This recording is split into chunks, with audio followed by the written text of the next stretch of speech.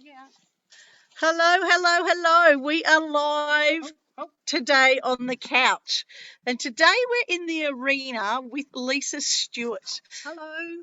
who owns Believe Equine and Coaching and Training.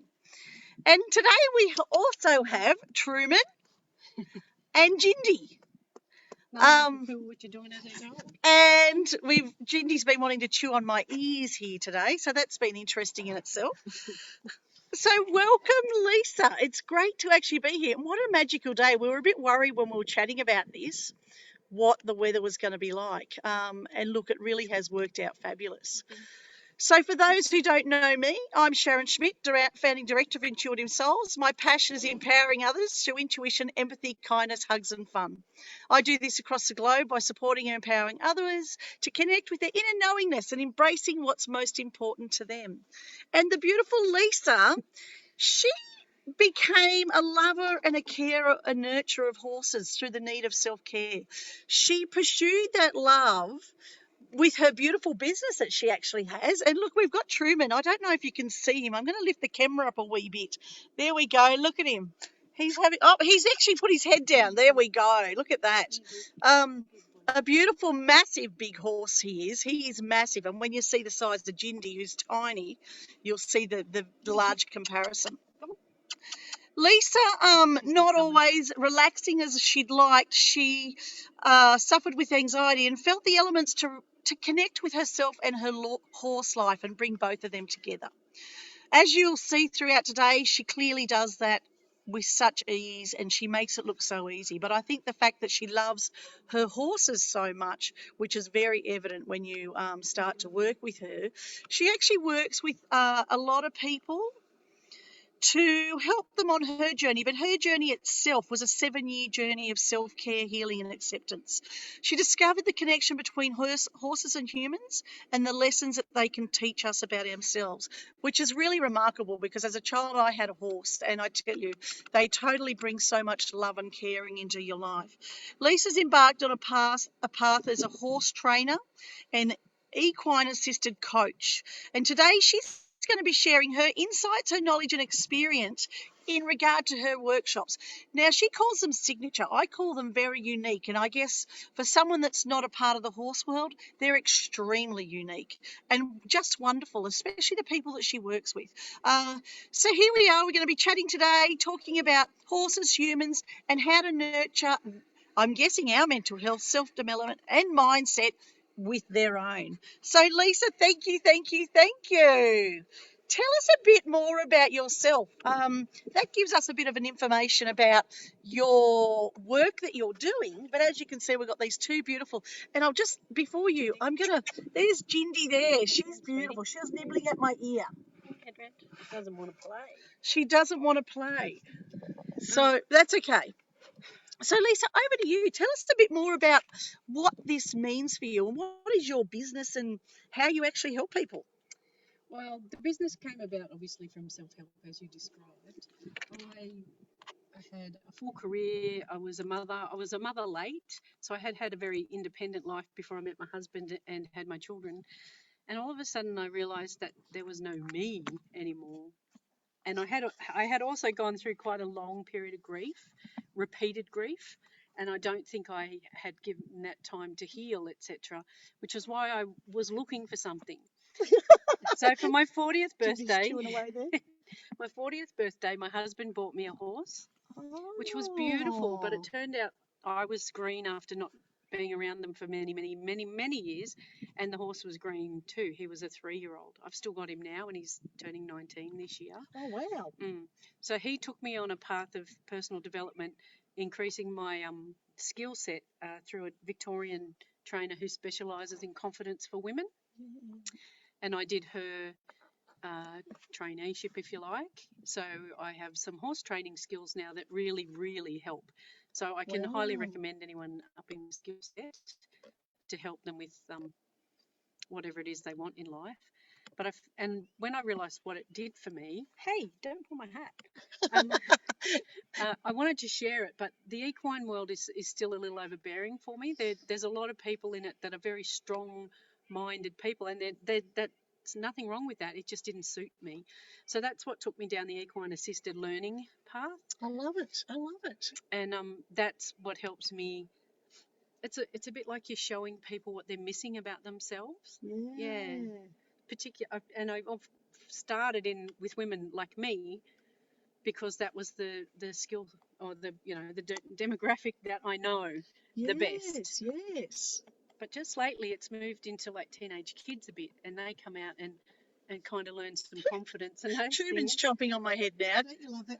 The joys of working with children and pets. You will also find that's always so much fun, as we know, but you just always get that unexpected. So it is what it is. And Lisa, tell us a bit more about how you actually work with with young, teenagers, I guess. Yeah, mostly teenagers. There's been a couple that have been pre-teens. Yep.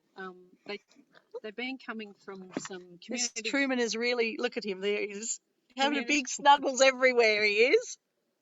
They come from community care groups, and really it gets them out in the open in a different environment, and they get to build their confidence to ask the horse questions and to ask the horse to do things for them.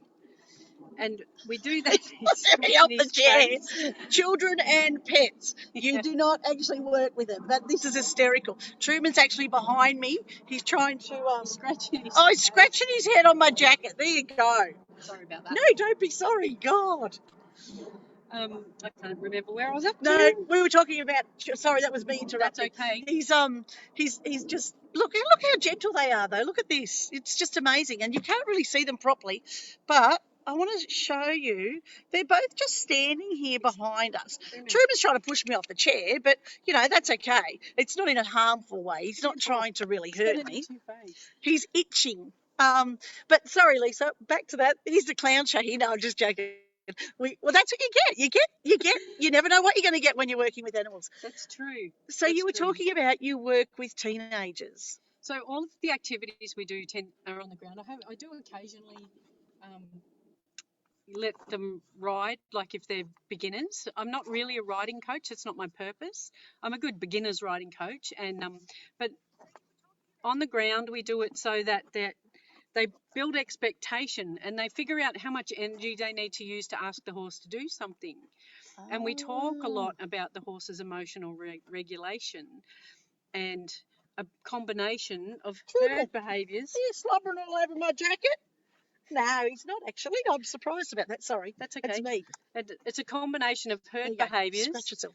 And horsemanship philosophies, if you like, that we blend into the conversation about how horses look after each other in the wild, etc. And I've blended a herd that's really diverse. So there's a lot of understanding that you can actually survive in a herd that are not related and didn't know each other before, and they can still be kind and understanding and look after each other first. Not to say they don't have hierarchy and, squabbles over food, say, but they don't. They will look after themselves over hierarchy and food. Yeah, okay. So when you say that, your diverse group, how many horses for a start do you have? I have 5, but obviously a herd can be 2. Got a few more over there that are wanting to come and join us. They are fantastic animals, but they do need company. So I think if you've got one horse that has no other horses around it, that's a little unfair. And I feel like people are like that too. Some people say they're okay with not having company, but I don't actually believe that for a second. I believe we're all designed to be around other people. And in this COVID environment where we've been isolated, I think when we come out, it's going to be important for us to be around other people. It's absolutely very true right now, Lisa, that it's really important that we actually do. We're doing this. We're having this downtime, and I was just in a training course this morning where we were going through the fact that we need to go within so much more. We need to actually take that time inside and have that time down. And I wonder how a lot of people are going to actually cope after COVID-19, because the interesting part about that is we've had this time, and some people we've had 6 weeks. Overseas have actually had up to 3, 4 months, 5 months. He's all right, don't worry. So, how are we all going to be different? And that's probably a question I put out to everybody watching this.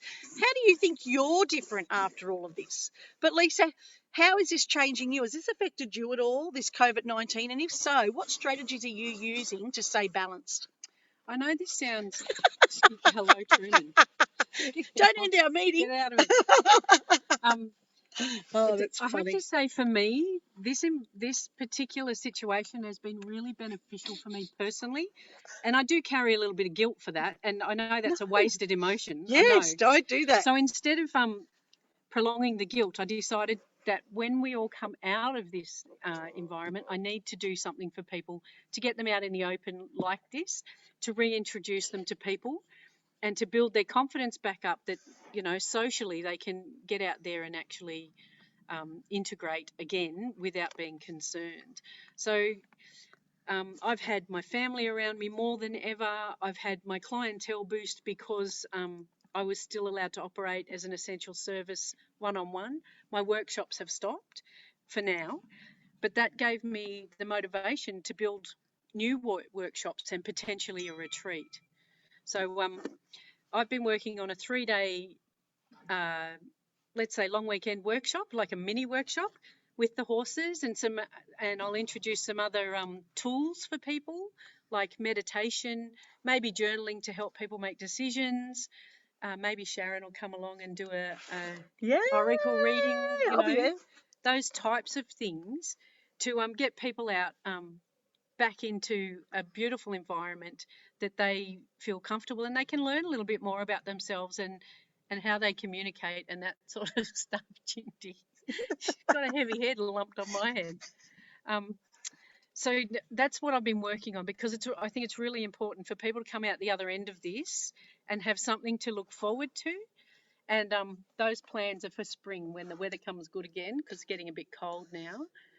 And I really look forward to meeting new people and getting some ideas from people. So if anyone wants to go to my page and give me ideas what they'd like to see in a retreat or a workshop, I would be happy to consider them in our holistic plan, and work with the horses on the ground. No riding, no stress for those people who are worried, and some other tools as well. Yeah. Maybe we'll squeeze in a massage or a Reiki session for them too, if they're keen. That's pretty awesome. And Lisa actually she's, most of the people that we've been working with over the last month on the couch all have such diverse skills. So Lisa is also a meditation teacher like myself.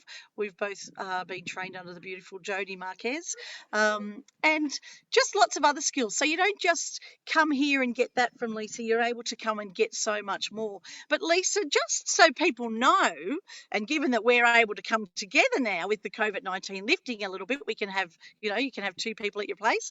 Tell me a bit more about where you are and how people can get hold of you, and when you talk about a 3-day workshop retreat, whatever that's going to be, will that be locally, and who else can come to those sorts of things?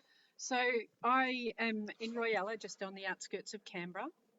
My Facebook page is Believe Equine Coaching and Training, which will be, I will make sure I pop that in the comments field. So I also have a website. I'm not very good at managing it at this point, but I am building that skill set as well. But please feel free to go there and have a look around. So it's Believe Equine Coaching, something like that. I'm sure you'll find it if we'll you get Google you to it. Pop that up anyway. Lisa, we'll get that put up in the comments field anyway. Yep.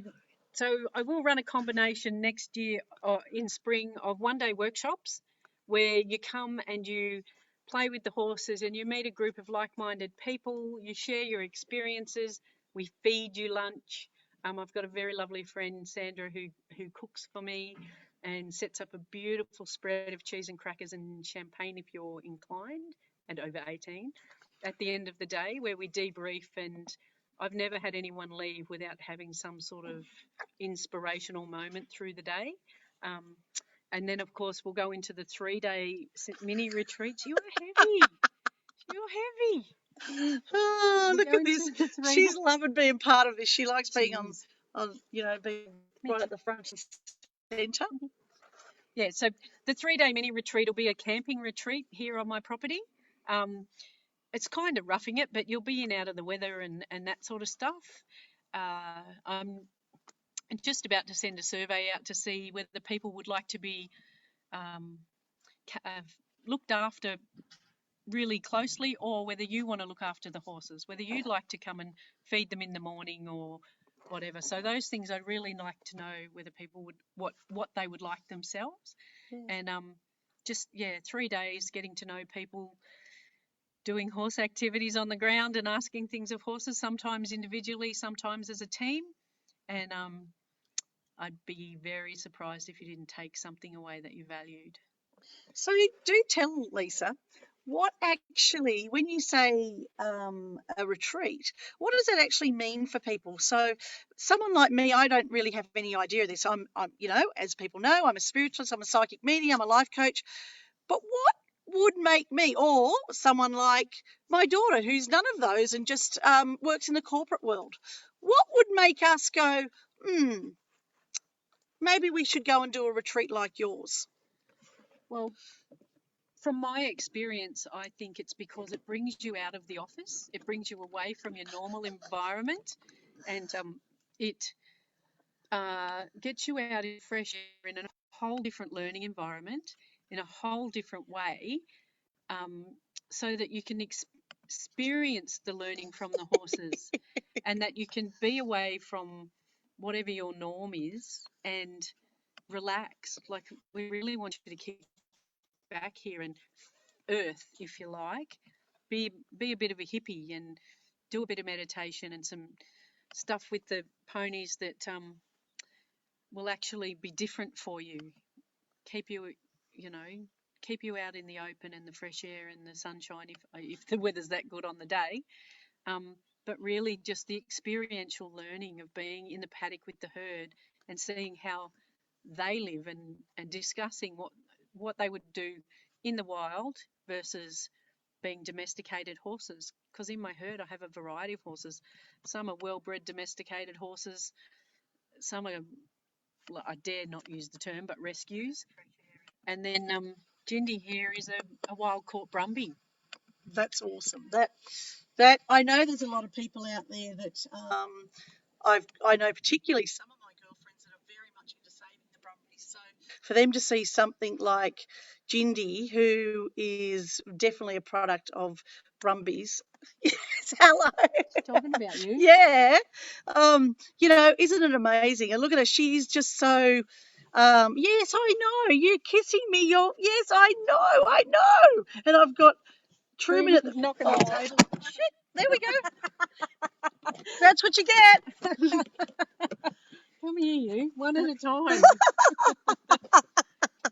Okay, where are we? Let's get back here. We've got Trueman wanting to chew up, but that's what it is, and it is what it is, and it's nothing. Look, we're sitting here in the middle of the round table, Round pen. The round pen.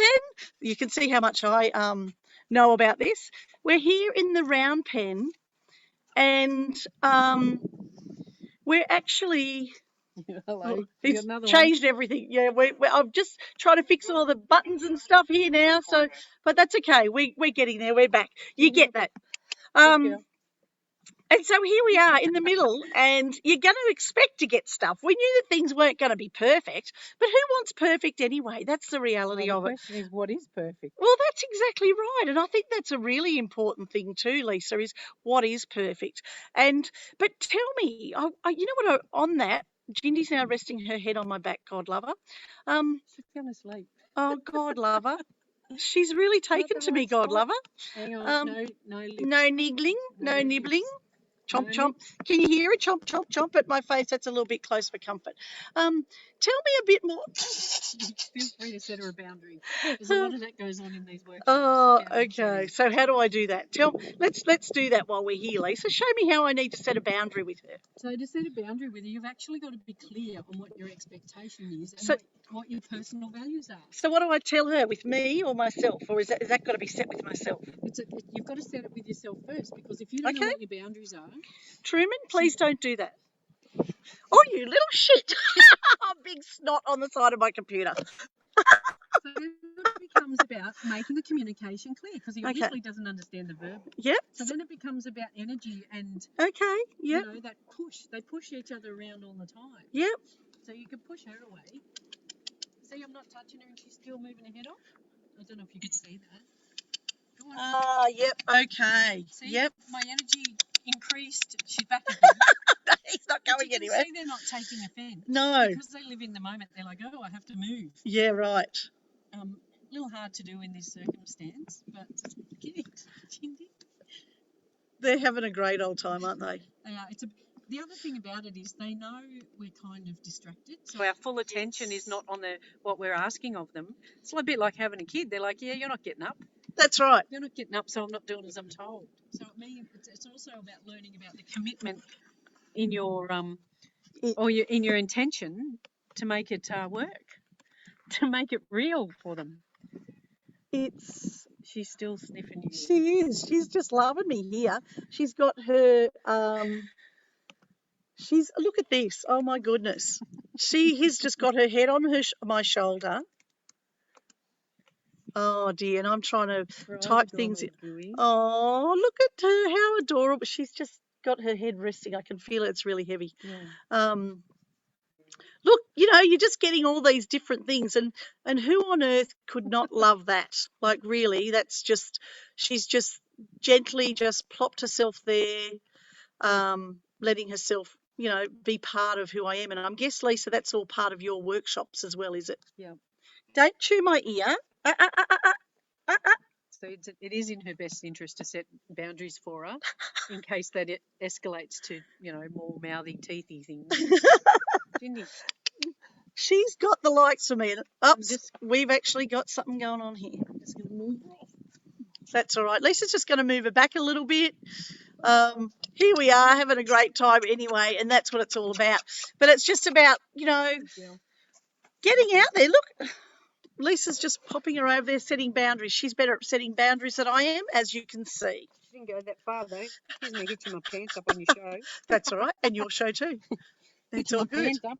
That's the best part about it. We want real stuff. We don't want real. stuff that's not real. I got to hitch my pants all the time. Oh, she's back. Oh, hello. Swung around with such determination. Like she waited a short amount of time and then went, right, there you I'm go. good to go.